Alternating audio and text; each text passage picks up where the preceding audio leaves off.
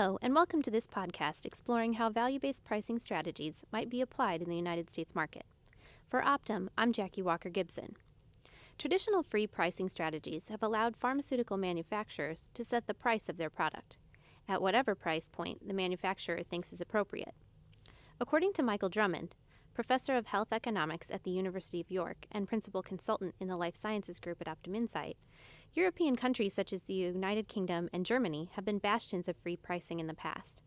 But rising healthcare costs have led those countries to take a second look at pharma prices. These countries have introduced value-based pricing, a strategy that involves assigning a price point to a product based on the clinical evidence of the product's efficacy.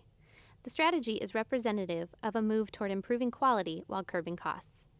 Alan King, global pricing lead in the life sciences group at Optum Insight, explains the move toward evidence-driven pricing. 10 years ago, what would happen is, a new product comes out on the market, and it's just this product should be priced 10 to 15% higher than the last one, and that's it. And that's really all that was required. Now it's, okay, tell me why, as a payer, I should be paying for this medicine, and what's the evidence? It's the kind of pay-for-performance strategy stakeholders are exploring across healthcare, as with accountable care environments where reimbursements are tied to the quality of care. To meet the specific needs of its population, each European government exploring value-based pricing has come up with its own version of the strategy. Drummond cites two well-known examples, Germany and the United Kingdom.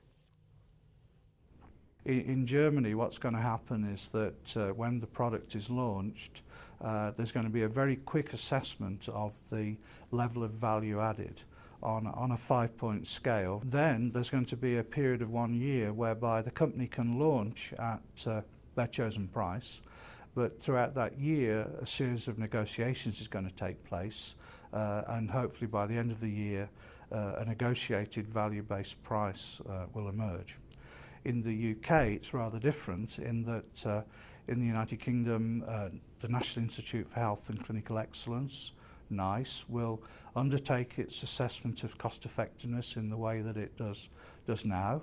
The only difference will be that whereas currently NICE then goes on to make a recommendation about whether the product is used in the health service and by whom, under the new system the assessment will then go into the ministry, who will discuss how a value-based price can be negotiated. And what will happen is that the assessment of incremental cost effectiveness will be one of 4 criteria that the ministry will use to establish the value-based price. Can these pricing strategies work in the United States to meet the needs of payers looking to pay for quality? Not exactly, says Drummond. The interesting thing is that in Europe we've always thought of the US as being on a different planet when it comes to healthcare, and that we can't learn much between one system and another. That's because currently, the United States represents an entirely different way of pricing based on copays. In the US, the manufacturer is free to set the price of their product. But the pricing doesn't stop there. Medications and devices are then discounted based on mandates from federal payers like Medicaid or negotiations with the private payer. That negotiated price correlates with a formulary tier based on copays. A generic product has no consumer copay, older brands have a moderate copay, and newer brands come with a higher copay. King says those higher copay prices are often 2 to 3 times higher than what is generally paid in Europe for the same products. But if the U.S. market can fit European strategies into the copay framework, there may be opportunities to give payers the value they're looking for, while closing the gap between U.S. and European pricing.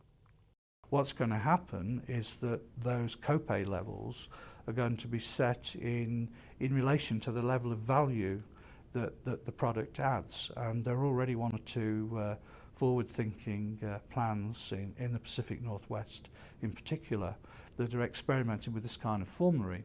So the difference in the US is that you have the value-based assessment, but that will really determine the level of copay.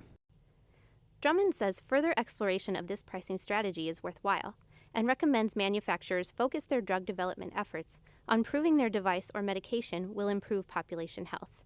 King agrees.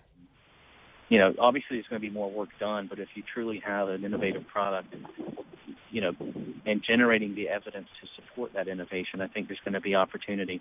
The sky isn't going to fall if you have the right level of evidence. To find additional insights into healthcare and the pharmaceutical industry, visit ignite.optuminsight.com. Please note that all views expressed in this podcast are those of the speakers and do not necessarily represent the views of Optum.